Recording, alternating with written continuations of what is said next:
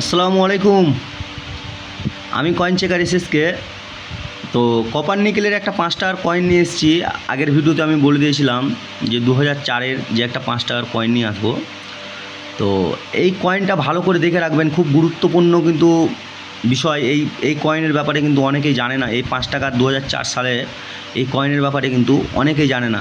সবাই ভাবে 7 টাকা 8 টাকা, কিন্তু আসল রহস্যটা আজকে জানবেন। তো ভিডিওটি স্কিপ করবেন না, পুরোটা দেখার চেষ্টা করবেন।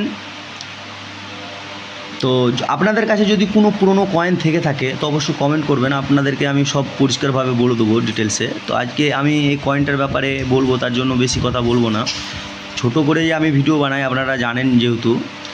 তো আমি বেশি সময় নেব না, একটু অপেক্ষা করবেন। 2004-এর এই কয়েনটি কলকাতা মিন্টের, ভালো করে দেখে রাখুন। 2004-এর এই কয়েনটি কলকাতা মিন্টের। তো বর্তমানে এই কয়েনের দাম 7 টাকা 8 টাকায় আছে 2004-এর, দেখে রাখেন।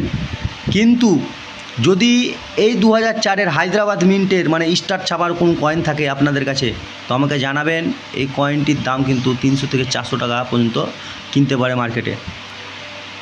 আপনারা কমেন্ট করবেন যদি এই কয়েনের মধ্যে 2004-এর হায়দ্রাবাদ মিন্টের যদি কারো কাছে থাকে, কোথায় কিভাবে বিক্রি করবেন সেগুলো আপনাদেরকে আমি গাইড করে দেবো।